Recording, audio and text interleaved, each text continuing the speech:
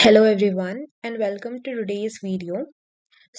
This is an introductory video in which we will understand the basics of Insolvency and Bankruptcy Code 2016. सबसे पहले ये समझते हैं कि इंसॉल्वेंसी का मीनिंग क्या होता है। इंसॉल्वेंसी वो कंडीशन होती है जब आपके पास इनफ मनी नहीं है कि आप अपने डेट्स या ड्यूज रीपे कर सको। अगर हम किसी कंपनी के कॉन्टेक्स्ट में देखें तो एक कंपनी को अपना बिजनेस रन करने के लिए एक वर्किंग कैपिटल की ज़रूरत होती है और ज़रूरी नहीं है हर बिजनेस के पास स्टार्टिंग में ही उतना कैपिटल हो जिससे वो अपने बिजनेस ऑब्लिगेशंस फुलफिल कर सके। इसलिए वो जनरली बैंक्स से फाइनेंशियल इंस्टीट्यूशंस से लोन्स लेते हैं। बट अगर सपोज बिजनेस अनेबल है वो लोन को डेट को रीपे करने के लिए, तो वो जो कंडीशन आ जाती है उसे इंसॉल्वेंसी कहते हैं। अब इंसॉल्वेंसी और बैंक्रप्सी के बीच में डिफरेंस क्या होता है? इंसॉल्वेंसी एक फाइनेंशियल कंडीशन होती है, मतलब अभी अभी कोर्ट इंसॉल्वेंसी को रिजॉल्व कर सकता है, जैसे कि हम आगे कोड में पढ़ेंगे, या तो corporate insolvency resolution process issue करके या फिर लिक्विडेशन करके। लेकिन बैंक्रप्सी जो है वो एक कोर्ट का दिया हुआ लीगल स्टेटस होता है। आप कोर्ट किसी भी इंडिविजुअल को बैंक्रप्ट डिक्लेयर कर सकती है। तो इंसॉल्वेंसी और बैंक्रप्सी में बेसिक डिफरेंस यही है। अब इंसॉल्वेंसी रेजोल्यूशन के लिए जो 2016 का आईबीसी कोड है, ये एक अम्ब्रेला लेजिस्लेशन है जो सारे एंटिटीज से डील करता है, चाहे वो कॉर्पोरेट हो या फिर इंडिविजुअल हो। अब कॉर्पोरेट और इंडिविजुअल के बीच में क्या डिफरेंस होता है? कॉर्पोरेट जो होते हैं वो आर्टिफिशियल पर्सन्स होते हैं, उनके पास परपेचुअल सक्सेशन होता है, कॉमन सील होती है, capacity to sue and be sued होती है। और जो इंडिविजुअल्स हैं वो नेचुरल पर्सन्स होते हैं। अब जो insolvency and liquidation of corporate persons है, ये एनफोर्स हुआ था 1 दिसंबर 2016।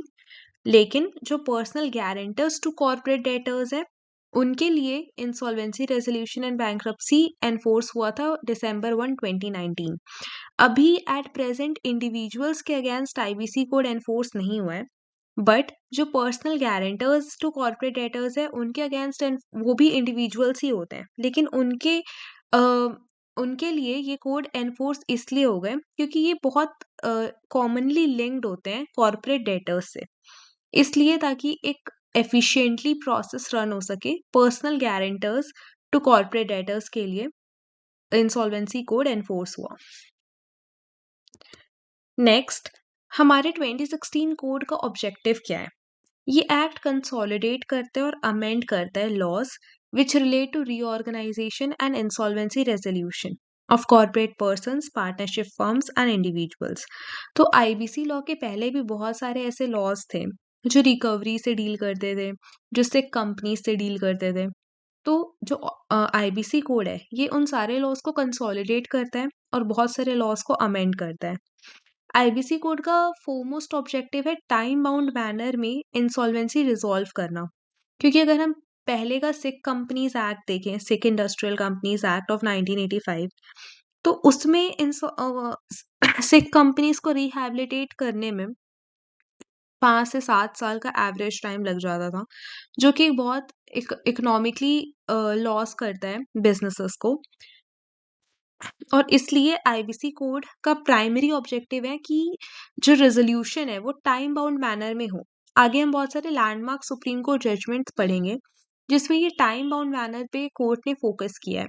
और अगर हम प्रैक्टिकली भी देखें कि जब कोई रेजोल्यूशन प्रोफेशनल ये पूरा सीआईआरपी का प्रोसेस या लिक्विडेशन का प्रोसेस रन करता है, तब क्रेडिटर्स से जितनी भी मीटिंग्स होती हैं उसमें बार बार जो रेजोल्यूशन प्रोफेशनल्स हैं वो टाइम बाउंड मैनर पे फोकस करते हैं। वो देखते हैं कि कितने स्टार्टिंग ऑफ इन एप्लीकेशन डालने के बाद से कितने टाइम में क्या क्या रेजोल्यूशंस पास हो रहे हैं, बिजनेस जो कॉर्पोरेट डेट है उसके बिजनेस ऑपरेशंस कैसे रन हो रहे हैं। तो इस टाइम का बहुत ज़्यादा इम्पोर्टेंस है इंसॉल्वेंसी कोड के अंदर। नेक्स्ट है maximisation of value of assets. अब इंसॉल्वेंसी कोड का ऑब्जेक्टिव है कि जो एसेट्स है उनका वैल्यू मैक्सिमाइज होना चाहिए। मतलब ये नहीं कि आप सिर्फ बिजनेस बंद करके उसको लिक्विडेट कर दो या सिर्फ कुछ क्रेडिटर्स को रिकवरी दे दो, ऐसा नहीं है। आपको जो बिजनेस है उसके जो एसेट्स हैं उसका भी वैल्यू मैक्सिमाइज करना है, उस पर भी फोकस करना है। एंटरप्रेन्योरशिप प्रमोट करता है आईबीसी, क्योंकि अगर कोई जेन्युइन बिजनेस फेलियर हो गया है तो आईबीसी कोड उस चीज को पनिश नहीं करता। availability of credit, and it balances the interest of all stakeholders. ये सारे स्टेक होल्डर्स के इंटरेस्ट बैलेंस करता है। क्योंकि एक कंपनी में बहुत सारे स्टेक होल्डर्स होते हैं, जैसे फाइनेंशियल क्रेडिटर्स हो गए जो आपके बैंक्स हो गए, ऑपरेशनल क्रेडिटर्स हो गए आपके एम्प्लॉयज हो गए, ठीक है। फिर गवर्नमेंट ड्यूज जो आपको पे करने होते हैं, प्रोविडेंट फंड्स, ये सारी चीज़ें। तो सबके इंटरेस्ट को बैलेंस करता है, किसी एक को फेवर नहीं करता।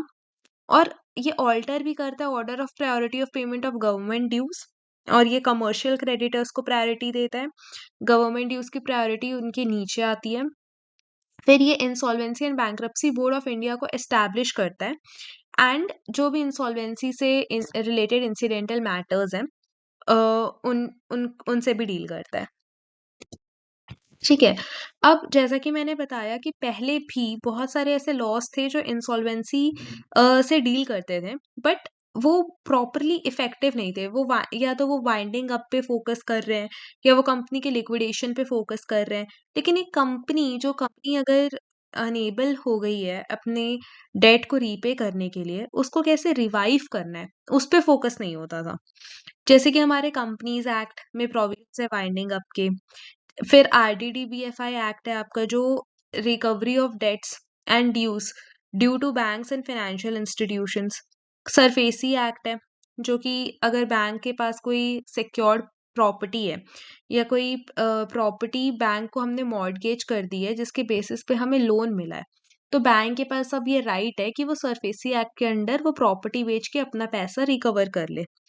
तो ये भी चीज़ रिकवरी पे ज़्यादा फ़ोकस्ड है।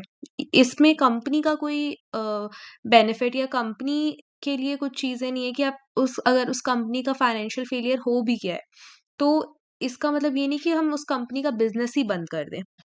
तो कोई भी लॉ पहले इस चीज़ पे फ़ोकस नहीं करता था। फिर हमारे पास है प्रेसिडेंसी टाउन्स इंसॉल्वेंसी एक्ट और प्रोविंशियल इंसॉल्वेंसी एक्ट। ये दोनों एक्ट इंडिविजुअल्स इंसॉल्वेंसी को गवर्न करते हैं। और जैसा कि मैंने बताया कि अभी एट प्रेजेंट इंडिविजुअल इंसॉल्वेंसी के लिए प्रोविजंस एप्लीकेबल नहीं हुए हैं।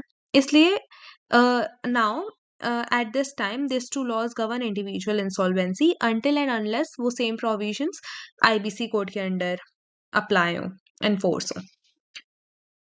नाउ एक क्वेश्चन ये आता है कि अगर एक कंपनी का वाइंडिंग अप ट्रिगर हो गया अंडर कंपनीज एक्ट, तो लिक्विडेशन होता ही होता है उस कंपनी का, और कोई प्रोविजन नहीं था उसको रिहैबिलिटेट करने का या रीऑर्गेनाइज करने का। और लिक्विडेशन खुद बहुत साल ले लेता था क्योंकि कोई भी टाइम बाउंड क्लोजर प्रोसेस नहीं था। और कंपनीज की इनवॉलेंटरी वाइंडिंग अप भी होती है अगर किसी कंपनी ने अपने एनुअल रिटर्न्स फाइल नहीं करे हैं, तो उन केसेस में एनसीएलटी के पास अथॉरिटी है कि वो involuntary winding up of companies कर सके। अब नेक्स्ट फाइनेंशियल रिकंस्ट्रक्शन क्या होता है। तो कंपनीज एक्ट के अंडर सपोज अगर कोई कंपनी एंटिसिपेट कर रही है कि उसका फाइनेंशियल लॉस हो रहा है, या फिर उसके पास एक ऐसी सिचुएशन आने वाली है जिसमें it will be unable to repay its debt, तो उस सिनेरियो में कंपनीज एक्ट के अंडर भी जो कंपनी है वो अपना फाइनेंशियल रिकंस्ट्रक्शन कर सकती है। जैसे कि वो कुछ ऐसे स्टेप्स ले सकती है कि उसका डेट कम हो जाए। इसका एक एग्जांपल हो सकता है कि वो अपना डेट रीपेमेंट का जो ड्यूरेशन है उसको बढ़ा दे, या फिर टोटल डेट को कम कर सके, या फिर जो उसके क्रेडिटर्स हैं उनको बोले कि आपसे मैंने पैसे तो ले लिए हैं, लेकिन मैं आपको पैसे देने की बजाय अपने कंपनी की कुछ इक्विटी दे दूंगा, मैं अपनी कंपनी के कुछ शेयर्स आपको दे दूंगा। तो आपने जो मुझे डेट दिया है उसको आप उसके बदले इक्विटी ले लो। तो इस तरीके से फाइनेंशियल रिकंस्ट्रक्शन हो सकता है। या फिर एक कंपनी अपने क्रेडिटर्स या शेयर होल्डर्स के राइट्स रीअरेंज कर सकती है, जैसे प्रायोरिटी पेमेंट किसको मिले, वोटिंग राइट्स, ये सारी चीज़ें। तो ये भी हो सकती है फाइनेंशियल रिकंस्ट्रक्शन के अंडर। अब जो हमारा 2016 कोड है, उसके प्रिंसिपल फीचर्स क्या-क्या हैं? सबसे पहला तो हमारा कोड प्राइमरीली फोकस करता है कि कंपनी को रिवाइव कैसे किया जाए, ठीक है? अगर कोई कंपनी का फाइनेंशियल फेलियर हो भी गया है, तो अगर उसका बिज़नेस वायबल है, उसके पास वो कंपनी ऐसा कुछ प्रोडक्ट बनाती हो जो अभी मार्केट में उसकी डिमांड है, जो टेक्नोलॉजिकली वायबल है, तो उन केसेस में हम फोकस करेंगे कि उस कंपनी को वापस कैसे रिवाइव किया जाए। तो इसका पूरा प्रोसेस होता है, रिज़ॉल्यूशन प्लान्स लोग सबमिट करते हैं जो उस सेम बिज़नेसेस में हों। ये सारी चीज़ें हम आगे कवर करेंगे।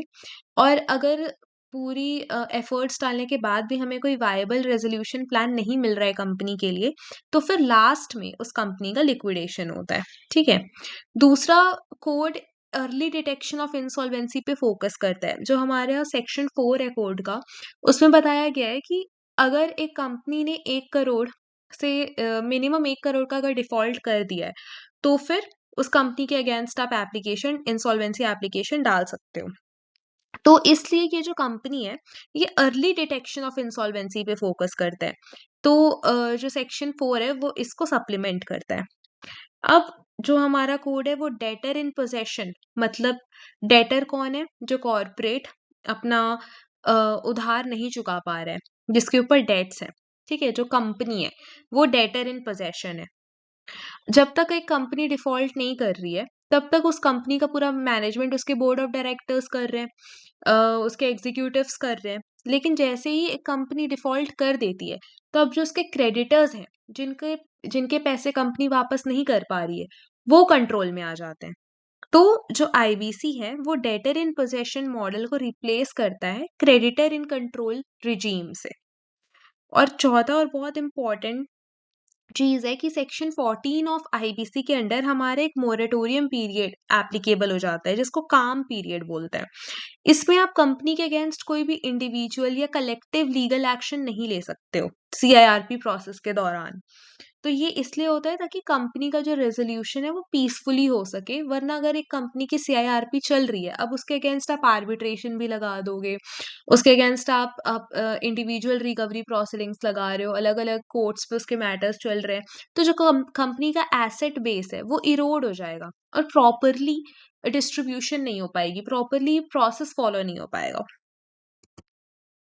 अब आईबीसी के अंडर इंफ्रास्ट्रक्चर क्या-क्या है? इंसॉल्वेंसी प्रोफेशनल्स होते हैं और इंसॉल्वेंसी प्रोफेशनल एजेंसीज़ होती हैं।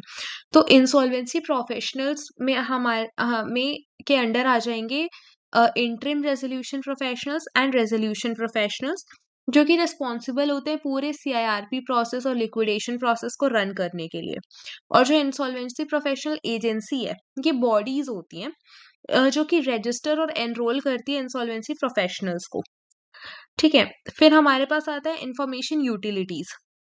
इन्फॉर्मेशन यूटिलिटीज़ बहुत इम्पोर्टेंट रोल प्ले करते हैं क्योंकि इसके पास सारे एविडेंसेस होते हैं कि डेट के, डिफ़ॉल्ट के, सिक्योरिटीज़ के। तो ये बहुत इम्पोर्टेंट होता है अगर किसी को भी इन्फॉर्मेशन लेनी है कॉर्पोरेट डेटर के बारे में। तो इन्फॉर्मेशन यूटिलिटीज़ सारे इन्फॉर्मेशन को स्टोर करके रखता है। ये एक सेंट्रल रिपॉज़िटरी होती है। फिर एजुकेटिंग अथॉरिटीज़ में आप अगर आपको किसी कंपनी के अगेंस्ट इंसॉल्वेंसी एप्लीकेशन लेके जाना है, तो आप किसके पास जाओगे? आप नेशनल कंपनी लॉ ट्राइब्यूनल्स के पास जाओगे। फिर अगर आपको एनसीएलटी का कोई भी ऑर्डर है जो आपको अ मतलब आपको सही नहीं लग रहा है या आपके फ़ेवर में ऑर्डर नहीं आया है, तो फिर आप जा सकते हो अपीलेट ट्राइब्यूनल में, national company law appellate tribunal, और उसके अगेंस्ट भी कोई उसका भी कोई ऐसा ऑर्डर है जो आपके फ़ेवर में नहीं है या आपको सही नहीं लग रहा है, तो आप सुप्रीम कोर्ट में अपील कर सकते हो। फिर लास्ट हमारे पास है insolvency and bankruptcy board of India, जो कि एक सेंट्रल रेगुलेटर है जो एंटायर सीआईआरपी प्रोसेस को रेगुलेट करता है, रेगुलेशंस इश्यू करता है और पूरे प्रोसेस को सुपरवाइज़ करता है। So since this was an introductory video, this is it for today's video. And in the next video, we will start with application of code and what are the important definitions under the IBC code. So thank you so much for listening and have a good day.